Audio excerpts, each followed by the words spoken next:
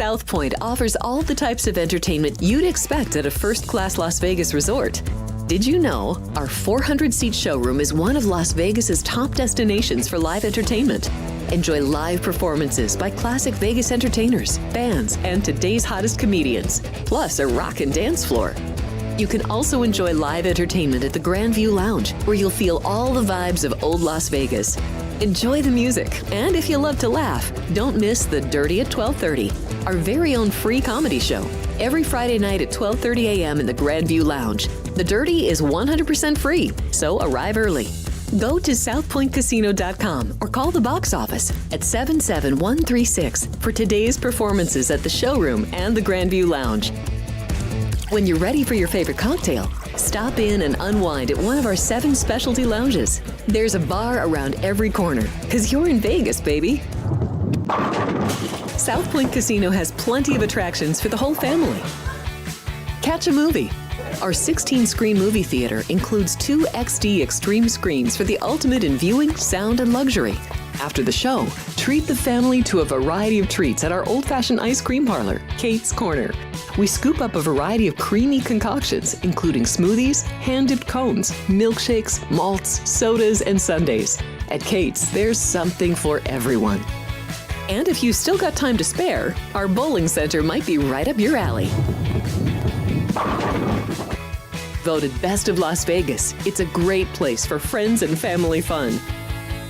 64 lanes, a pro shop, snack bar, and arcade.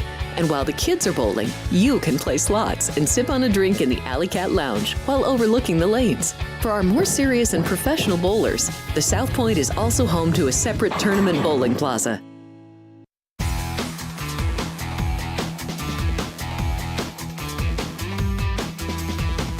Good morning. Welcome in. It is Sports by the Book here at the South Point studio. I'm Jeff Parles alongside me. Kenny White's on the far side. Alex White in the middle. Good morning, guys. Good morning. Good morning, Jeff. Kenny, here today and tomorrow. Don't worry, college baseball related plays will come on Thursday. World Series begins in Omaha on Friday, so we'll get that on the show tomorrow.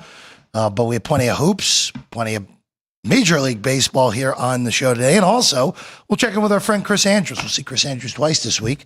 See him in about 25 minutes from now for about 3 minutes. And then we'll see Chris at the end of the show, or midway through the show, I should say, on Friday. All right.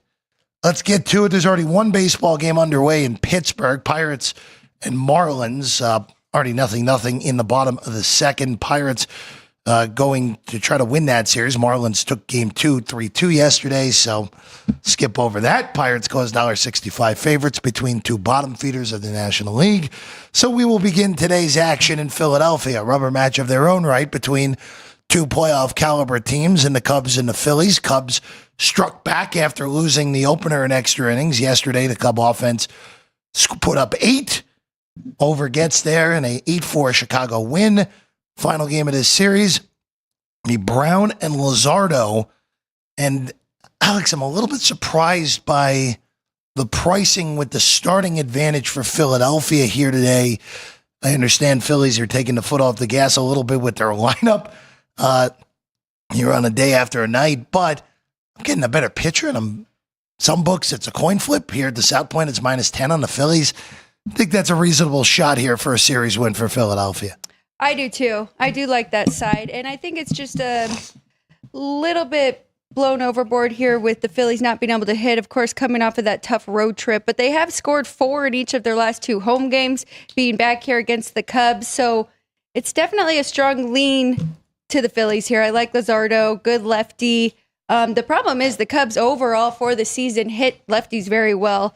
7th OPS and 23rd fewest strikeouts against lefties. So that does concern me a little bit, but Luzardo's numbers at home have been fantastic. Going deep into games, 6 1/3 inning is the median, 6 strikeouts to just 2 walks, and 1 earned to 2 earned runs for him there. So I trust the Phillies. I would look more to the first 5, if anything, not even worry about the bullpens between these 2.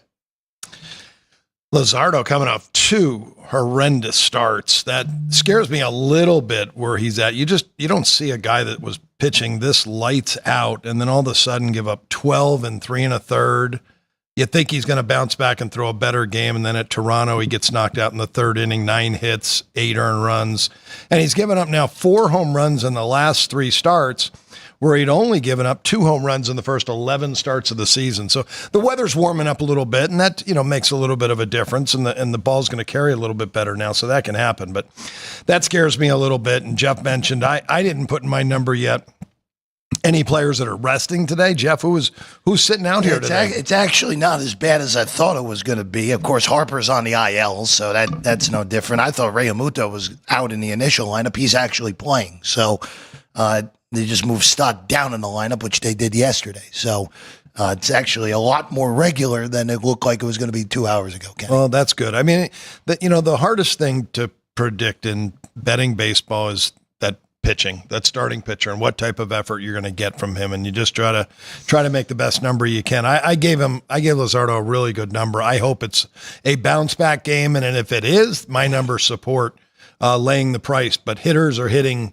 .455 against Luzardo in his last 3 starts. What about Ben Brown? We did not talk about him at all on the other side, which I feel like we should. I mean, he's looked pretty decent his last few starts. He had 1 bad one against Cincinnati, but no, I guess 2 in a row, Miami and Cincinnati, then kind of turned it around against the Reds. And then Detroit, pretty good outing there, went 7, 2 earned runs, 7 hits though. So definitely can get hit up, but Brown's, overall, he's been really unlucky this year, and looking at his numbers. 11 strikeouts per 9 and 2.8 walks.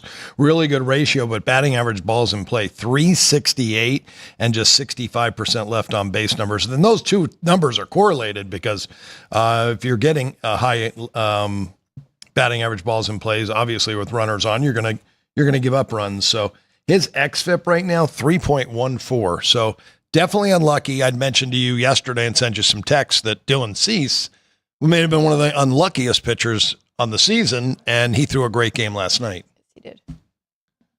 Padres smoked the Dodgers. We'll get to that rubber match a little bit later. All right, we're going to the other day game here that begins 5 minutes from now. It's interleague in Cleveland, so 9:25, 9:26 on your Vegas rotation numbers here this afternoon in the Battle of Ohio. Guardians lineup today looks pretty sad, in all honesty, other than Jose Ramirez and Carlos Santana. Reds going for the sweep. They won 1-0 yesterday. Just throwing this out there real quick on the on the Cleveland end. There are only 2 hitters in the lineup with a batting average over .250 and an OPS over .700 today with Ramirez and Santana. That's it. So Cleveland again, just the way it's. Way it kind of is. Lodolo and Allen -20 on the Reds, looking for a 3-game sweep in this Ohio series, Kenny. Is there something with the weather here? I'm looking right now because Okay. when I saw that total as high as it is, I don't believe there was. I got out to right on my sheet, Kenny. That's what I got. All right. Well, I don't really give anything for out to right. It's out to center first, then out to left, and out to right. I don't take anything off from right. So it's kind of a wash on wind from right field in and out. Game goes at 80 degrees today there, high barometric pressure, a little windy. It's going to get windier as the day goes, but I don't see it this high. Jeff just mentioned the awful lineup that the Guardians have, and I've talked about that all this year. I don't like their team because of their lineup. Love their bullpen.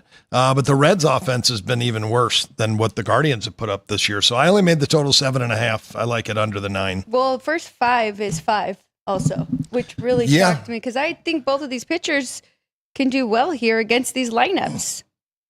That's a big one on an 8.5 as well at the 5.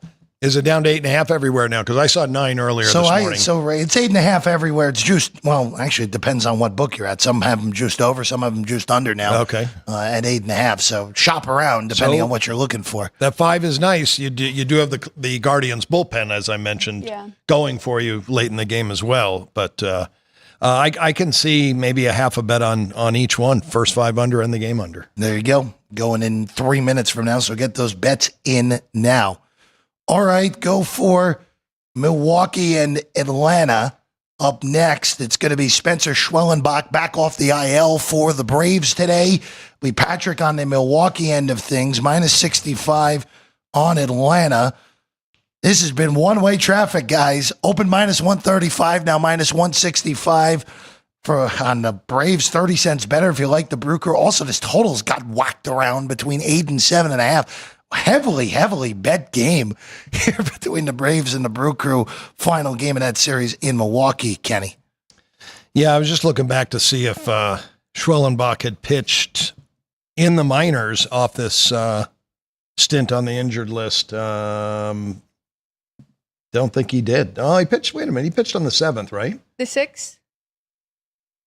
Sorry. So, yeah, he's pitching the 7th. Sorry. Yeah. Go ahead. Yeah, he did pitch on the 7th. All right. So I understand the move. I made it $1.65, but so my numbers are right on here. I did make the total just 7. I like what I've seen out of Patrick all year.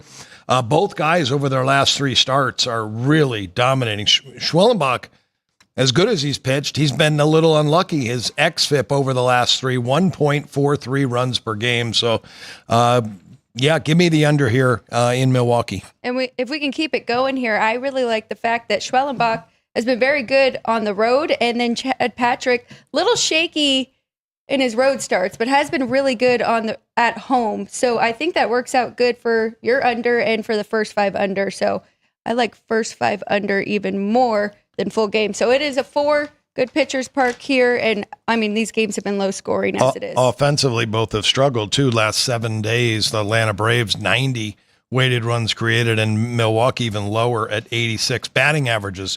Braves are hitting 222 and the Brewers hitting 215. On base percentage low, slugging percentage extremely low. So yeah, I'm looking at Patrick, 5 2/3, basically 4 hits, 1 run. Loves pitching at Miller Park. Up next, we go to San Diego. Rubber match between the 2 leaders of the National League West. That National League West has become very compact. We'll get to the Giants in a little bit. They needed a big comeback at Coors last night. But Padres behind, Kenny, you mentioned it, Dylan Cease, his best start of the year last night. And the Dodgers, last night gave up on that game pretty early. Kike Hernandez only got 7 outs in that game. That's pretty good for an outfielder. Matt Sauer got destroyed in his outing, but there you go, 11-1 victory for San Diego. Vasquez will go for the Pods. Dodgers, as of right now, my notes have Kasparius, another bullpen game coming for LA here. Minus 40 on the Dodgers, plus 25 on the Padres, total of 10. That is a large number at Petco Park. And worse, I was trying to just go first 5, seeing if we got a better price, but there's money coming in on over 5.5. It is juiced that way as well, but I do think we are going to see runs. I can't see the Dodgers being held down 2 days in a row, even though Randy Vasquez has been pretty good this year. Still, median numbers on the year is 5 hits, 2 earned runs. Just 3 strikeouts to his 3 walks, so I don't like that ratio either. So it'd have to be over for me. Nothing sidewise in this one, though, but I'm just going to pass on that high number. You know, I don't know if I've ever seen a 10 in San Diego and Petco when the weather's 68 degrees. I could see it if it was 82 degrees and it was smoking hot there and the ball was going to carry. It's another day in Southern California where the ball's not going to carry. So, Vasquez, looking at his numbers, I just can't believe that he has a 3.69 ERA for a guy who's walked almost as many as he struck out. 34 walks, 37 Ks. The bullpens are better than the starting pitchers in this game, and that always scares me. So this might be a game where I wait, and if they score a bunch of runs early in the game, maybe I jump in at even a higher number and go under 11.5 or 12.5, something like that. I'm with you. I can't remember a 10. Yeah. And like you said, it's a pretty typical San Diego afternoon with June gloom here on June 11th. But boy, that's just a testament to what these pitchers are not, more so than anything here in this game. Rubber match again. You look at the NL West, everyone's compact. They're all tied in the loss column entering today. Dodgers just have the advantage because they played 2 extra games over San Diego and 1 over San Francisco. So very compact in that National League West. And 3 would be in the playoffs at the moment. Looking at the last 7 days for both these offenses, they're in the red for me. Slugging percentage, Dodgers 354, Padres 362. Now, I have a lower offensive rating today for the Padres because of I thought they were going to face a lefty in Robleski. Yeah. Well, but if they face a righty, it is a little bit higher than that. It could be Wroblewski for the bulk more than anything. So but it just right now, Kasparian is listed as the guy who's going to at least start the game for the Dodgers. And of course, when it's a bullpen game, that can change about 7 different times. Alex, you and I were kind of talking about this yesterday with the Dodgers, where, they're still clearly the number 1 power-rated team in baseball. They have all these high-end pitchers on the IL, only expected to get healthier. But we're now going on 5.5 weeks where the Dodgers have played 1 game under 500. They have just been average for over a month now, and we see it. They're the 3rd division leader in the National League behind both the Cubs and the Mets right now.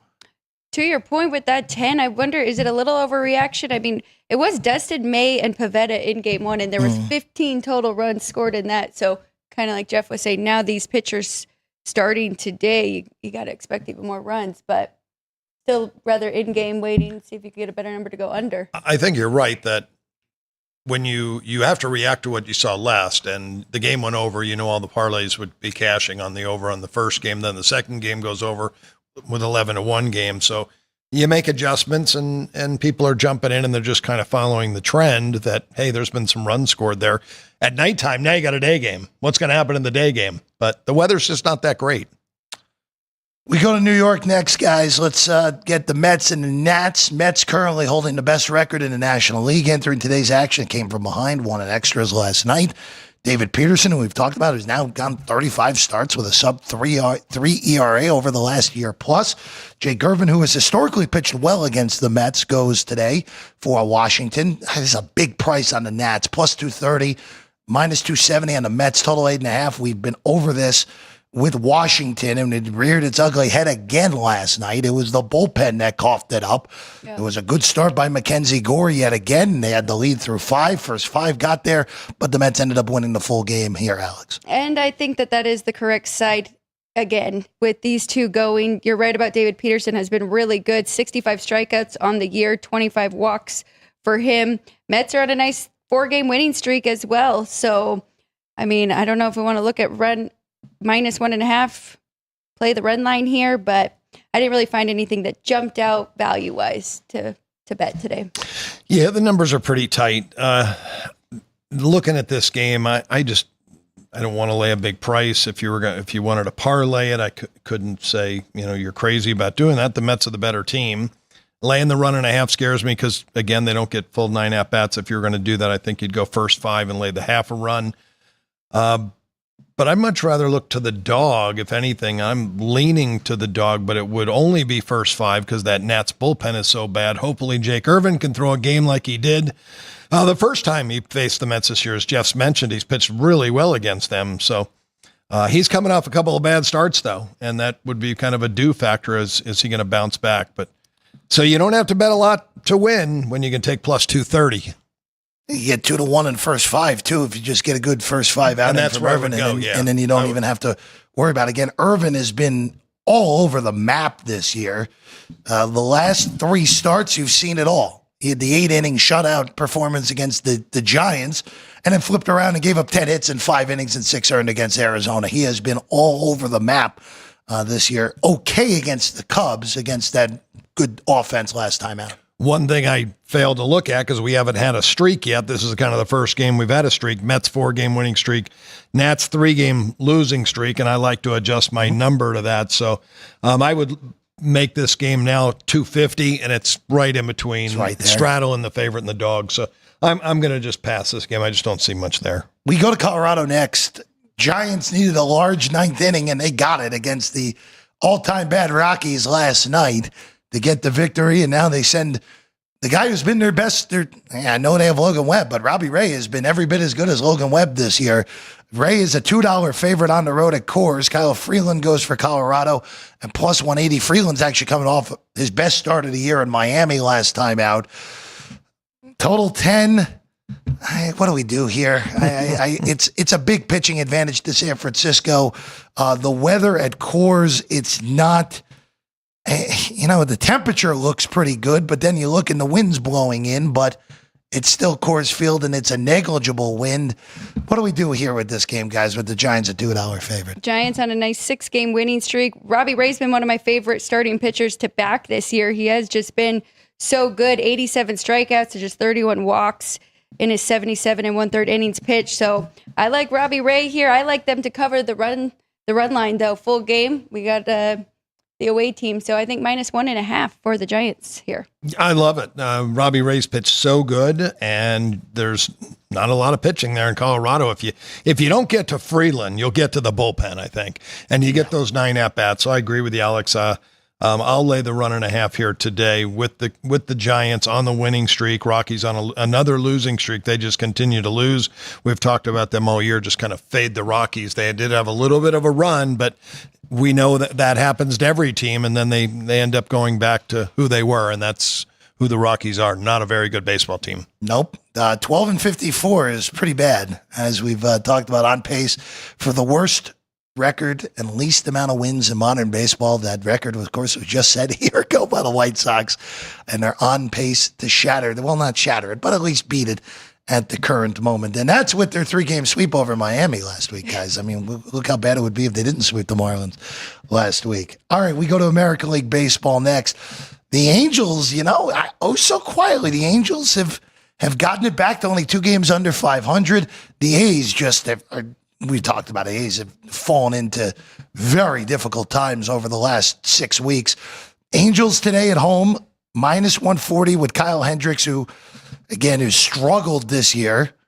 +125 on the Athletics. That will be Sears, a total of 9.5. Angels looking for a 3-game sweep in afternoon ball at the Big A. I said yesterday was an Athletics spot, and I almost got their Angels won in extra innings. So I'm going right back to the well here. I think the Athletics is the spot. I like that +125. It's not a huge value play. I mean, it's pretty tight here with the number, but I do think that the Athletics can get to Hendricks. If there's one thing that they have been really good at, it is hitting. Besides yesterday, which, I mean, Spence and Soriano both threw great games there, so nothing you can do. I know JP Spears has struggled a little bit as of late, but I think this could be a nice get-right spot for him. So, I mean, avoiding the sweep, I know it's hard. We don't have any crazy streaks going, but I like the Athletics today. Such a young team. This is the lack of experience. They started well, but when you have that lack of experience, you don't know how to navigate a 162 game schedule because you've never done it before. And I think that's the problem. They have so many young guys on this roster, and it's a very talented team, but hard to back them, especially when it gets into the dog days of August and September. They might even collapse worse. But looking at the weather today in Anaheim, it's going to be 76 to 78 degrees. Man, if it was 80, I'm jumping all over this over because both pitchers have struggled.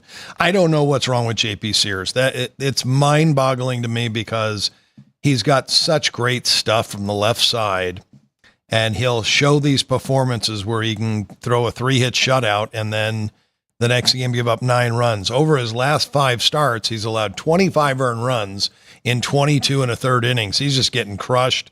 I feel like adjusting my number. Maybe I should go over first 5. Kyle Hendricks, again, at this point of his career, well below average big league pitcher. In the daytime, when you can see the ball better, I think these 2 guys get lit up here today. Hendricks has been brutal for the most part, even though he got the win his last time out. But it's pretty amazing to see because Sears is good, like you said, good stuff. And just lost it for his last few times out, like Kenny just outlined. I think it's partly that ballpark, though, because I do think he's better on the road, except for he just has a really nasty start against Houston. Yeah. In his road starts mixed in there. But, I mean, looking at his median numbers, they are pretty good. He walks less on the road. Not great with the strikeout stuff, but 2 earned runs is his median for the year. We're going to go to Baltimore next. And Alex, yesterday we talked about it. Tigers were plus price on the road, got there pretty easily, and now you got an opportunity to do it again today. It's Zach Eflin for the Orioles at -125, Casey Mize at +110, total of 9. Mize has been a little bit lucky this year, but he still has pitched well. And again, you're giving me the best team in the American League against the guy who has been below average so far this year on the mound, I'll very happily take that with the better bullpen as well to boot. It'll be Detroit for the second consecutive day for me at a plus price in Baltimore. And you know what? If the Orioles beat me, so be it. We'll still be ahead over the last 2 days because of that plus price yesterday. I can't really fault you there. You are right about Mize. Pretty lucky, but I mean, he has been pretty good for this Detroit team too. Baltimore has already seen him, but 8 hits, just 1 earned run in his 5 1/3 inning pitch. Didn't walk anyone though, 5 strikeouts in that, so I do like that. On the other side, I feel like Eflin's just kind of a wild card. I don't know what we're going to get from him. I mean, he went 7 no earned runs against the White Sox, and then, 3's pretty good, quality start, but 8 hits against Seattle, so just a little bit up in the air. I've got nothing really after all that. Well, a guy like Eflin is going to give up some hits sometimes because he does attack hitters. He goes after them. He's not going to give you a free pass. You have to earn it off of him. He doesn't have great stuff, but he's a veteran that he knows what he's doing. He can navigate himself in and out of innings. Bat hitters are hitting just 246 against the guy over the last 3 starts that's walked 6 hitters in 46 innings.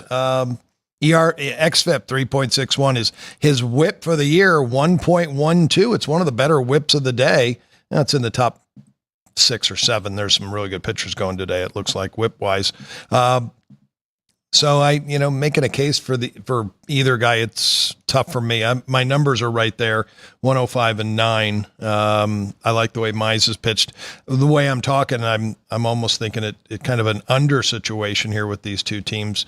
I'd have to go back and look kind of current form, and I do of the last 7 days, and looks like, just a little below average from both teams. Orioles hitting 217, 295 on base, and a 389 slugging. Those are like average numbers, slightly below average for both teams. So I'm going to pass, but I would lean to the under if anything.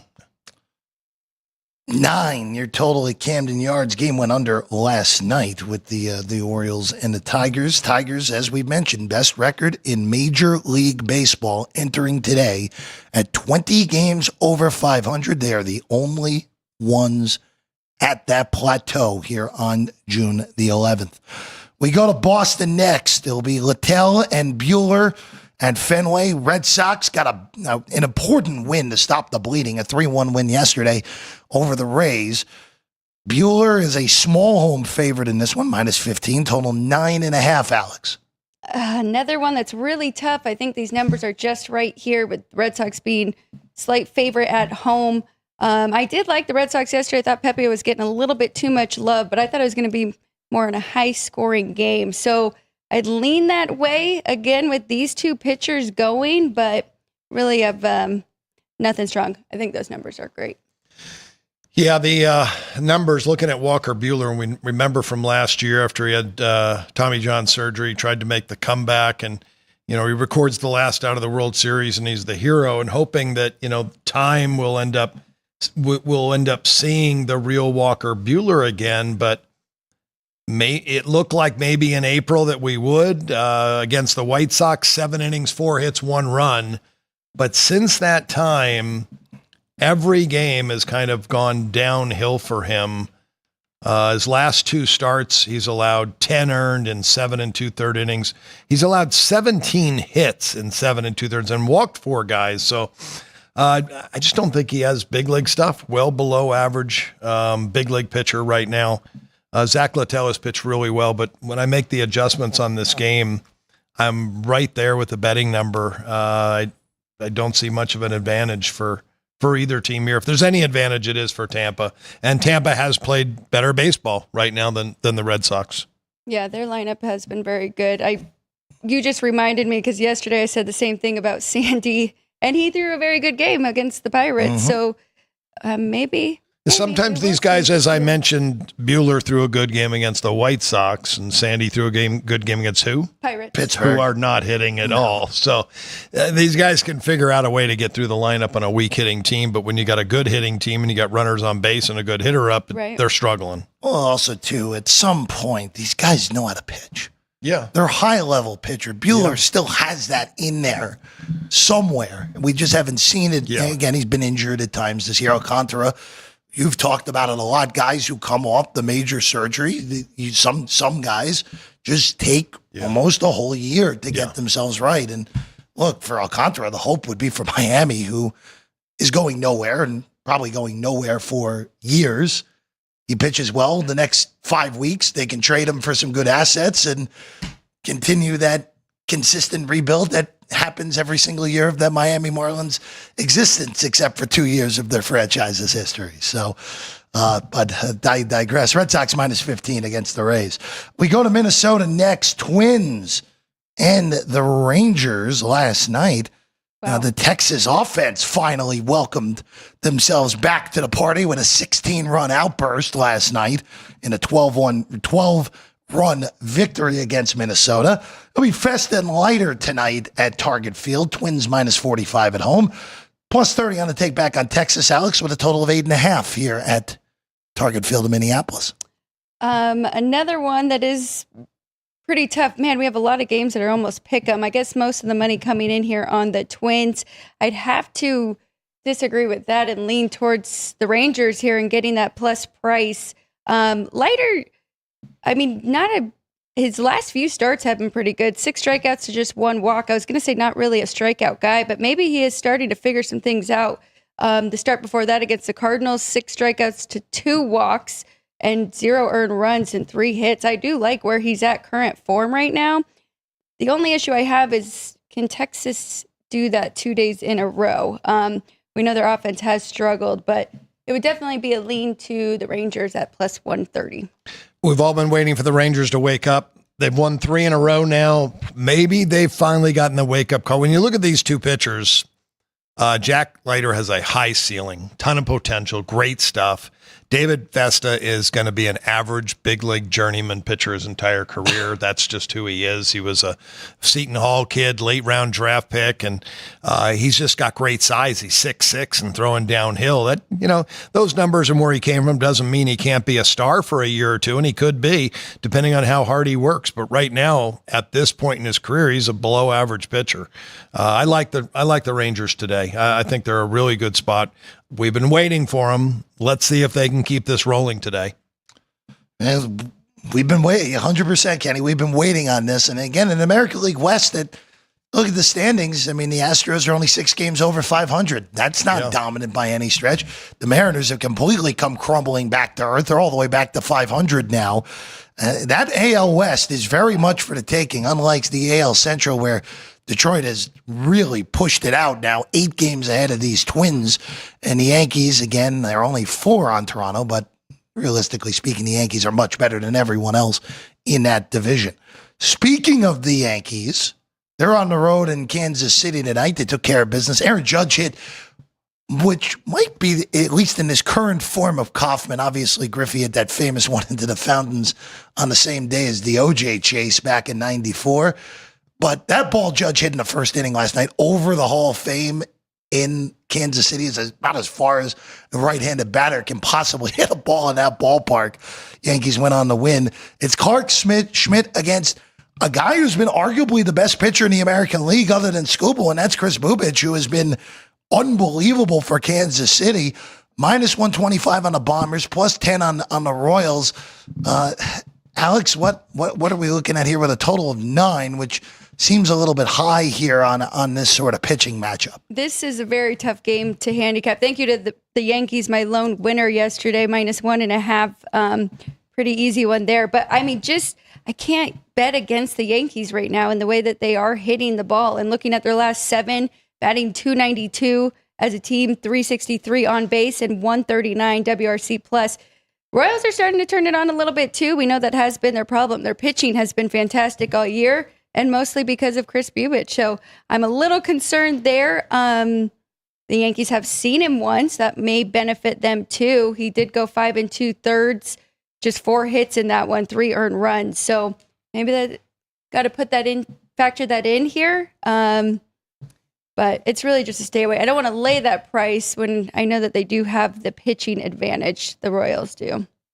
I would go first 5 innings. I would look to the first 5 because you want You want your money on Bubik. You don't want to have to rely on the bullpen to get through this game and beat the Yankees here in this spot.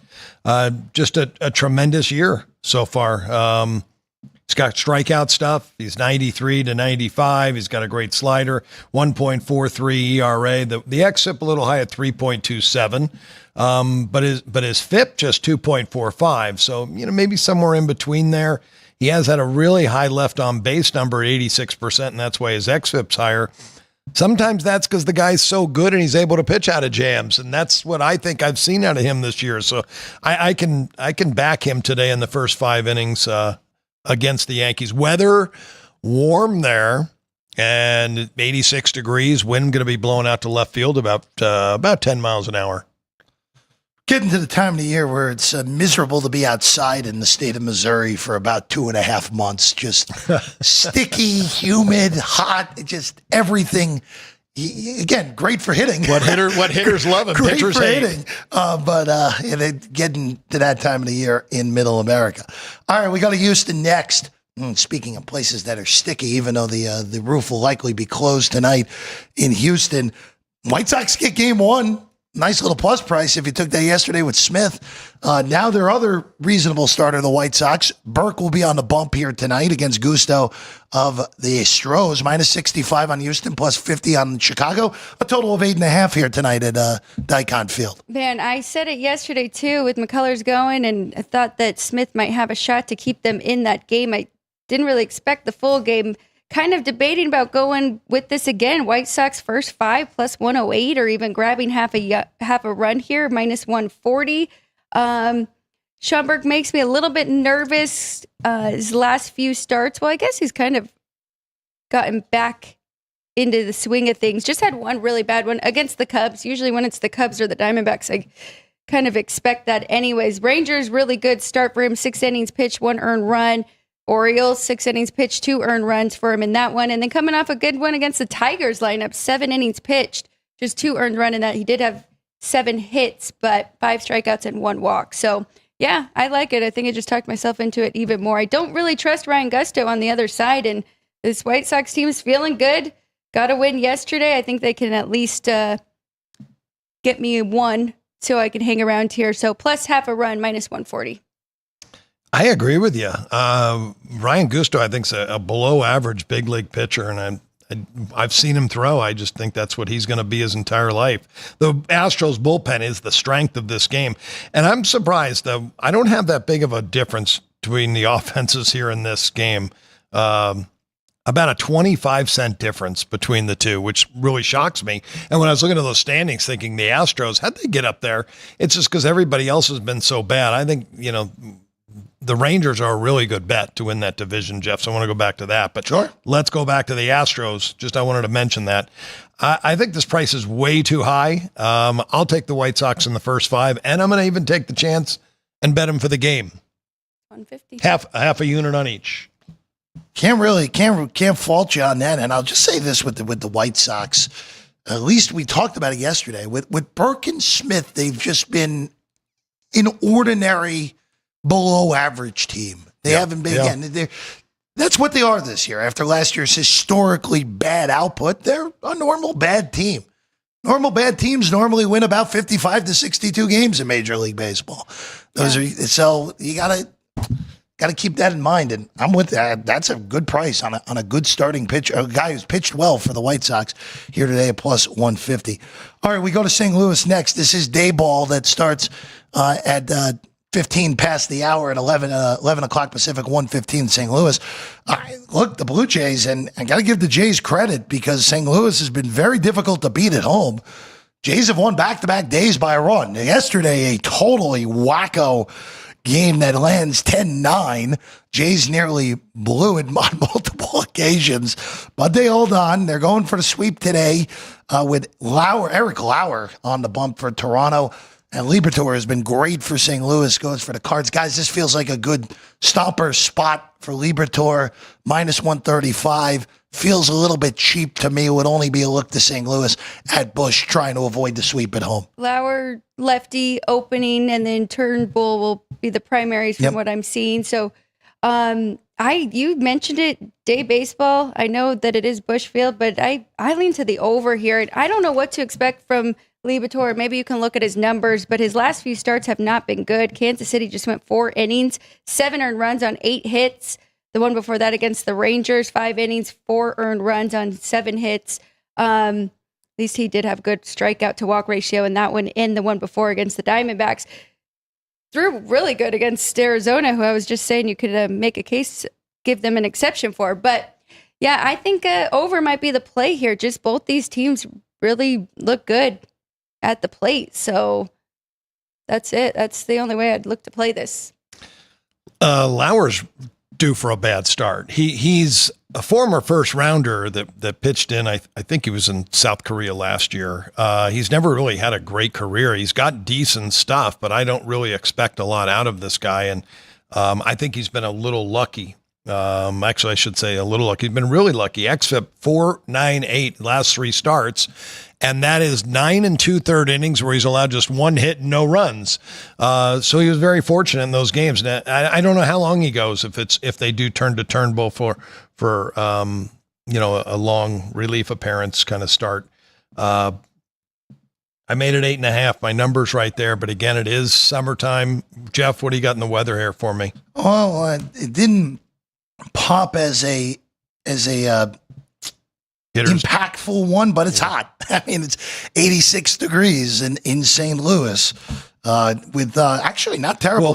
It's only 44% humidity in St. Louis, which that's a gigantic win for the folks there. Maybe even a win for the pitchers. So the wind doesn't affect playing that stadium because it's 20 to 30 feet below street level. It's negligible anyway. Yeah. So if it is windy there, it swirls in the stadium. So it could be blowing out 100 miles an hour. It's not going to help the hitters. It's just going to swirl in the stadium. So because it's below street level, if it was street level, then like Wrigley Field is, that wind would affect play. So wind doesn't affect play, but 86 does. Doesn't matter if you're 30, 50 feet below street level. If it's 86, it might even be hotter. The ball will carry there. So Libator, you're right, is 2 bad outings in a row. And you do have 2 good offensive teams. I can add a couple runs for the Heat in this ball game and make it, what am I at? 10.5. Well, and even if I just added a run for the weather, I'm making it 9.5 in a day game. So I like that one over as well. You talked about Eric Lauer being due for a bad start, but looking at Turnbull and his AAA starts worried me, and I thought that the Cardinals should be able to get to him as well. I thought Lauer would go more. I didn't think they were using him as an opener because he's a former starter and he has pitched 3 innings in one game and 4 innings in another game in his last 2 relief appearances. Based off the usage for Lauer, I would say 3-4, probably a shortish start. Depending on the game situation, would be a turn to Turnbull, but we'll see. We'll see how Toronto plays this afternoon in St. Louis. All right, one last one in baseball. Mariners and Diamondbacks. D-backs looking for a 3-game sweep of Seattle. Again, they were in command in the AL West, and now they're 3 games behind Houston and back to 500, closer to the Angels than they are the Stros at the moment.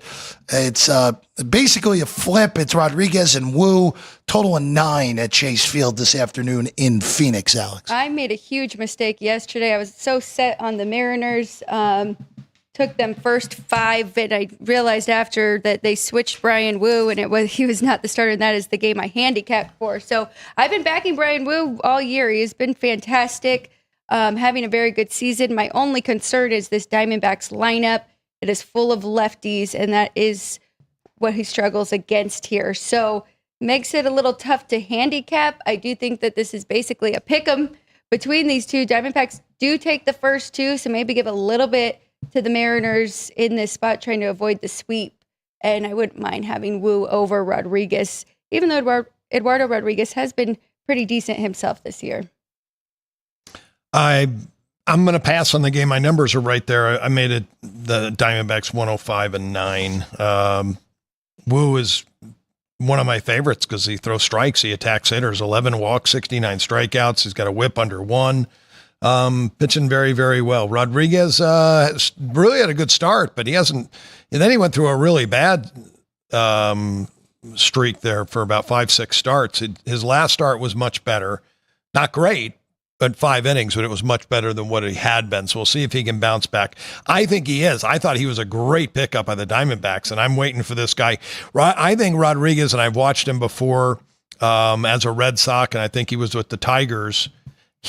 I've watched him. He's got great stuff from the left side. His movement is tremendous, and he can hit his spots. He can go get guys. So I look at this guy as a potential 20-game winner with an ERA of around 3. He's got that kind of stuff, but we haven't seen it whatsoever in 50 innings, a 6.7 ERA so far. I hope he wakes up because I think that's the next team I'm going to look at. I'm going to look at betting the Rangers to win their division and look at the Diamondbacks this week, I think. So tomorrow I might tell you I have 2 more teams I'm rooting for in baseball. Don't forget about Corbin Burns. What about him? Done. Huh? With the Tommy John, of course. Oh, he's done for the year? Yeah, done with the Tommy John. Well, he is. We know that we attacked, and it was Corbin Burns' day for 3 years or 4 years because he was such a bad pitcher, and he was a lefty, basically, and the only reason he was in baseball because he was a lefty, but he was having a better year this year. I'm not relying on him. Jacob deGrom's still one of the best in baseball, and I'm not thinking of their second guy after him, but they've got 2 great starters. Texas with Evaldi, who's been great this year. Evaldi, yeah. All right, that's a baseball card here for today. When we get back, trivia question will be in the bottom, and we'll look at Game 3 of the NBA Finals tonight. Pacers and Thunder series tied at 1. But first, it's Hooks, Lines, and Action with Chris Andrews coming up right now here on Sports by the Book. Here we go, time for Hooks, Lines, and Action. I am with Sportsbook Director Chris Andrews of the South Point. Now, you've got a very lovely shirt on there. Oh, and yeah. It's the 125th U.S. Open, so you just got that. I just got it last week when I was in Pittsburgh and went to the course and got to take a look at it. I have a little tidbit of information. I don't know if it's going to affect your handicapping. There's a measurement on how fast the greens are. Okay. These were extremely fast. You just tap that thing and it's going to go. So better look out for somebody that can really putt well. Great list of matchups. We got a great list of props. We're doing the first day leader, which is the first time we're ever doing that. And of course we got to win it all. So expect to be a great tournament. Finals, we got Game 3 for NBA. Of course, they're tied up 1-1. OKC, a favorite on the road. Yeah. This Indiana team is very underrated. I kind of lean towards the dog in this game. Like I said, I think the Pacers have been underrated. I kind of identified them almost 2 months ago as being a team that was on the rise. Well, let's talk about hockey now. Okay. Of course, 140 penalty minutes in Game 3 for Florida and Edmonton. Now you have moved from -120 to -250 favorites to win this series, win back-to-back. Is that some sharp bettors that you really respect? Is that from what you've seen last night, or kind of a combination? Well, a lot of it has to do with what I saw last night. McDavid and Draisaitl, they hardly showed up yesterday. They weren't on the score sheet at all. That's, very uncharacteristic. And I said I'd probably root for Edmonton. I think it would be good for the sport to have a Canadian team win the cup. But I really like Florida. Terrific team, great goaltending. They're very physical. Great blue line play. Everything they do is right. You're going to join us Friday on Sports by the Book. And just a little tease, because a lot of attention now in NFL. So we're going to get your thoughts this Friday on a lot of different teams in the NFL. So for Chris Andrews, I'm Alex White. Thanks for joining us.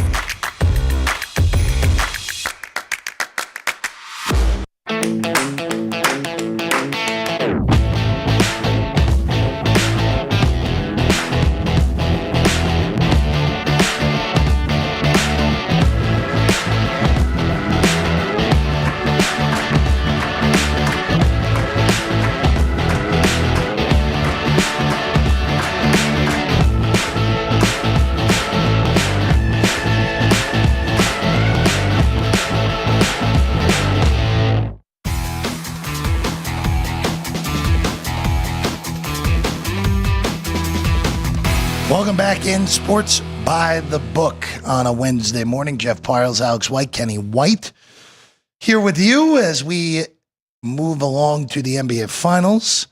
Game number 3. We've already talked about, again, it feels like these teams haven't played in 5 weeks. They've only been off since Sunday. We know Indiana, big comeback in game 1. Game 2, Thunder handled their business, pretty much a redux of what they did in the Denver series this so far through 2 games. Blow a big lead in game 1 in a game they had no business losing, and then come back and cover a big number pretty easily. So we look initially at just the traditional sense of things. By the way, Chris and company have some player props upstairs. Of course, all the pre-game quarter lines up as well. Also, first to 15. We all know how everyone loves that in the NCAA tournament for this game. Kenny, Thunder are 5 on the road in this game. It opened 4.5, got as high as 5.5, now back to 5. The interesting thing here at the South Point is this total hasn't moved, hasn't budged since the game went up late Sunday night, stuck at 228 on this total between Oklahoma City and Indiana, with this scene shifting to Indianapolis. Makes it a better situation for an over. With the Thunder defense is really strong at home. Game 2 only went over because it was such a big lead by the Thunder, and they were let up defensively. I'd have to make a case for the Pacers in this game at home, plus the points. You can't slow either one of these teams down. And last game, the pace was really only a 98, which I was shocked, but that's in Oklahoma City. I think in Indianapolis tonight, you're going to see over 100 possessions in this game. So I only made the game 4.5, but I'm going to give the Pacers a little bit of credit for, how well they played in game 1. And I've liked this team. I've talked about how much I like this team. I've talked about how much I like the Thunder. I like both these teams, but in sports betting, Jeff, when Oklahoma City lost the first game, and when I saw the score of the first game, I was kicking myself because I forgot to bet them to win the series. And I forgot probably because I really didn't want to lay that big a price. It doesn't matter sometimes when you think it's a sure thing. There's 40 states that legalized sports betting now, but before that, everyone thought sports betting was a game of chance, and that's why no one wanted to allow sports betting. But they will allow fantasy betting because they think it's a game of skill. I feel like sports betting is a game of skill, but that's not what everyone else thinks. It's a game of chance. And that's why you can't lay big prices, because there is a chance. That's why they play the games. Crazy things can happen. So I really didn't want to lay that big price. And then after they lost, I said, well, here I go. I got a better price, but it's still awfully high. I was going to have to lay, I think, $350 for the series or something like that, $590 in game 2 for the Oklahoma City to win the game. Yeah. I said, I think they're good bets, but if I bet 1%, and they lose, I could lose 6% of my bankroll trying to win 1%. It's just not worth it to me. So I'm going to make a case for the Pacers to stay close here at home as the series shifts. I think this is going to be a really good game. This may be the last game the Pacers win. This is the only time I'll make a case for them, because I think then the Thunder could run this out and win 4-2. They could just win the next 3 after that. Over's the play for me. I don't see either team slowing down, and I just see the Pacers getting faster playing at home. What did you make it? 4.5 and 231.5. 231. But I my number came down a little bit after the last game because the pace was just 98. Wow. If it was a higher pace, my total would have stayed more, I think. But when I first originally made all of these games before the series started, I had this game 234 before they played any games. So Dwayne Colucci was our guest on Monday and made such a good point about this game, and definitely gave credit to the Pacers, as you are, in that first game, but also made the point of this might be a Thunder game in the sense of they've got to take one back, right? They lost the first one at home. Now they're going to go there. A statement game is kind of what he said. So maybe looking even in the first half for the Thunder, trying to avoid the Pacers, keeping it close. They don't give up. They don't go away. We've seen it all through the entire postseason. But I liked when he said that. That really stuck with me, because this has been the best team all year long in the NBA. So I could see that with a little bit of a statement there. Last series, again, the series looks a lot like the Denver series for Oklahoma City, where Game 3, Nuggets came out, won Game 3. There was Game 4 was the get home court game back. I don't know what to do with this game tonight. Honestly, this whole postseason, it has been a little less, even though these NBA finals have been zigzag so far, where Thunder lose game 1, come back and cover game 2, been a little less formulaic than the NBA playoffs have been in the past. Indiana's first home finals game since 2000. Only the second time in this building they've had finals games. We know that is the state of basketball, but the Thunder are the best team. We've been over this the whole time. They're clearly, Kenny, you've had the numbers throughout the year. They've been the best team by margin going into these finals. They covered almost 65% of their games this year, which is the most ever going into an NBA finals. But boy, if I can find a 6 by the time this game starts with Indiana, that's going to be a play tonight. There are some 5.5s in the market. You could see 6 by the time that it starts at those shops. I'd be surprised if you see it here, but it would only be a look to the Pacers tonight. And Kenny, you said 231.5 was your actual total? Yes. When you made it? Yeah. 3.5 points enough on 228? I think it is right now in this game because I like the way Indiana plays. But you said one thing that's very important. Oklahoma City needs to get home court back. Does it have to be tonight? Or can it be the next game? It can be they just have to win one of the two to get home court back. So if Indiana's got an advantage, it's going to be game 1 here tonight. As Jeff mentioned, first playoff finals game in 5 years there. Or is it a playoff game? They weren't in the finals, were they? No. I mean, this is 25 years since they've been in the final. Of course, they've had playoff games there. 25 years. 25 years. 25 years Reggie since Miller. Exactly. That's the last time they've been in the finals. That's so right. this is all new, but this is going to be a great crowd. This is Indiana's basketball state. When you go to Indiana and you drive through a rural area or suburban area, there's a basketball hoop on every driveway. Every single one, you basketball hoop. This is basketball country. They love basketball. There will be a sellout crowd. They are going to be loud, and it's going to be a great atmosphere. Might even be worth looking at Indiana in the first quarter as well in this game and besides the game. So I think Oklahoma City is the far better team. And if you play 2 games, think they got a better chance of winning the second one than they do the first one. First quarter's 1.5 Oklahoma City. Try to get that 2. Yeah, right now it's 1.5 across the board for Indiana first half. And there are props available here at the South Point as well. The first to 15, Indiana's plus 115 to get there. It's the last time we talked was game 1, and we won that first quarter. We did. Way under. But the rest of the game, they started to score, and that's why I like this one over, because I don't think they have a bad quarter here. I think they get up and down and they go after it. I could see a first quarter, and I would more make a case for over in the first quarter here, because this game could get tight late in this game. First quarter, I'm looking tonight, you could get a 65 first quarter here tonight. 56 best numbers available, including here at the South Point on the first quarter with Indiana and Oklahoma City tonight. Halliburton, of course, just had 17 points in game 2.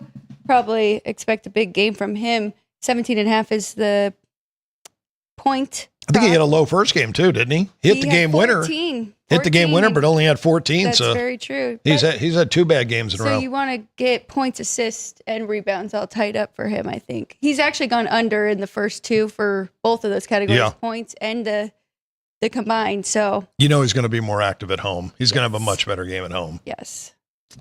Ryan, do you want to tell your theory and your point about this Pacers team? I thought you were going to say, Ryan, do you want to tell that joke?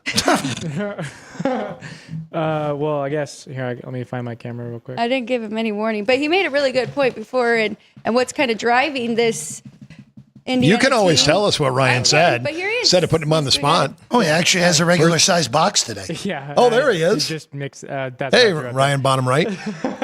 So my theory with this series, with Indiana basketball in general, the Pacers want to win a title. Tyrese Halliburton wants to bring a championship, wants to be the but be a champion before Caitlin Clark and the Fever are. He wants to bring that title, bring the basketball fandom, everything back before Caitlin officially takes over the WNBA. And I think that's going through that Pacers locker room. That's what's fueling them, is to beat the Fever at winning a title. You see that in all sports. When one program wins a national championship, the next program up is like, hey, well, we got to match what they did.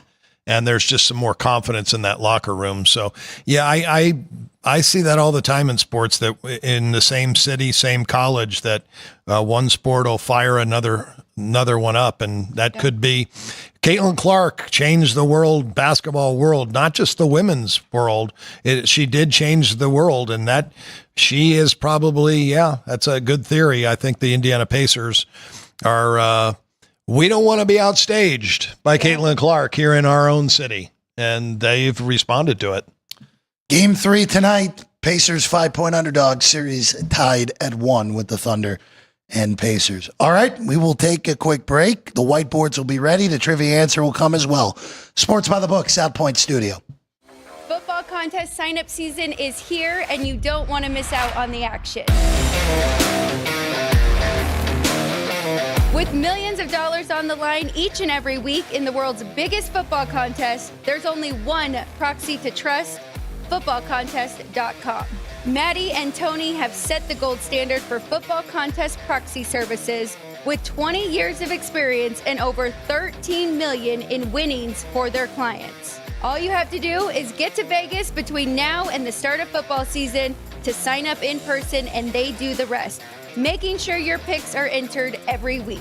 Whether you want to play in the Circa Sports Million, Circa Survivor, Super Contest Gold, or the new Super Contest College Contest, Maddie and Tony have you covered. Their new website has everything you need to know about these football contests and more, including how you can reserve the best proxy in the business. Experience matters, so go with the pros at footballcontest.com, the gold standard proxy service.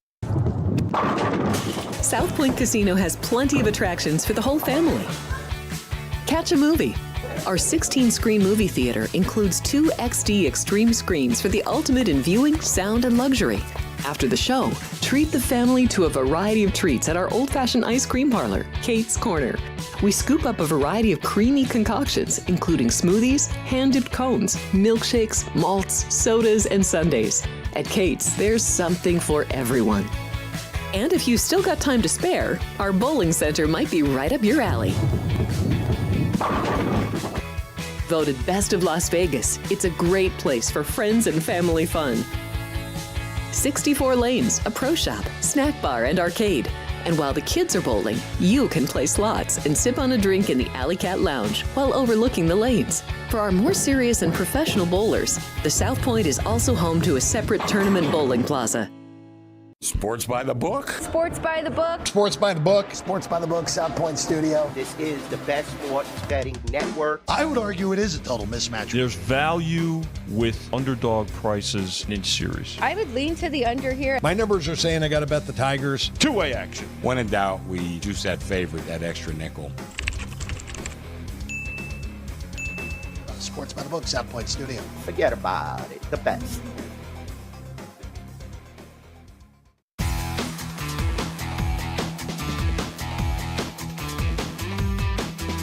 Welcome back in Sports by the Book. The whiteboards are on their way up. But first, we'll get our trivia question of the day, which is a golf-related question with the U.S. Open coming tomorrow. By the way, if you missed any of our preview of the U.S. Open with Barry Phillips, that's available now on the YouTube page. Barry Phillips all over our good friend Colin Morikawa, Vegas resident himself. So be on the lookout for that on the YouTube page. Which World Golf Hall of Famer won the Open Championship? That's the British Open for folks that didn't know. On this date, 1903. Boy, wow, we were really in our bag on this one today. Finishing 6 strokes ahead of his younger brother. And, you know, if you ever watched the movie, The Greatest Game Ever Played, about Francis Ouimet, the answer of today's trivia question is the guy he beat. And that's the answer is Harry Vardon, who, of course, won the Open Championship in 1903 at Prestwick in Scotland, beating his brother Tom Vardon. Boy, the final score was 300 altogether, which was the lowest of his 7 majors. But again, if you ever watched the movie The Greatest Game Ever Played on the U.S. Open at Brookline, Francis Ouimet, the amateur, won, and he beat Harry Vardon, who was the best player in the world at the time. That Shia LaBeouf movie, if you're interested, from early in the 2000s.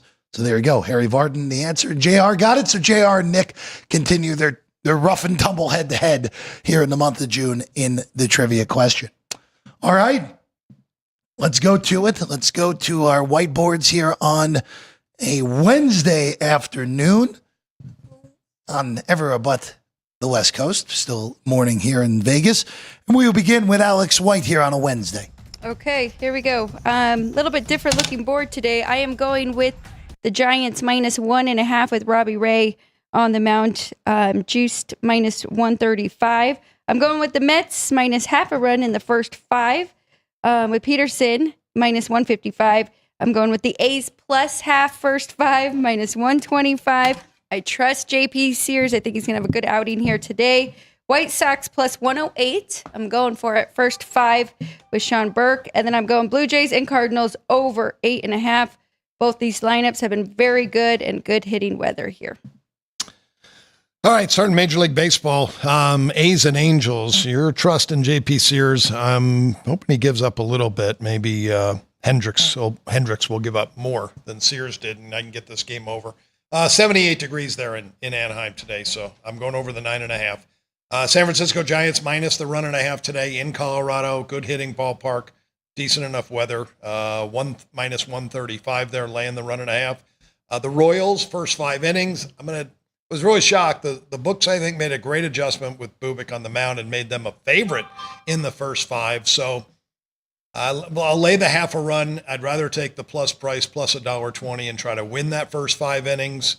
The White Sox today plus 155. I was going to go first 5 on that, but I was shocked I can only get plus 115 for the first 5. So I thought, well, I'll take the bigger price and hope that bullpen can get through it. Hope they can get big enough lead. That's my baseball. NBA today. First quarter, I think that's the best bet. I think it's going to be a very high-scoring first quarter. These teams both run. If there's going to be any slowdown, it's going to be later in the game when the game becomes tight. So I'm going to go over 56 in this first quarter in Game 3. Just want to throw in there really quick. Dean Hilt will be at the Athletics and the Angels game, so hopefully there is a lot of runs for him. It's an exciting game.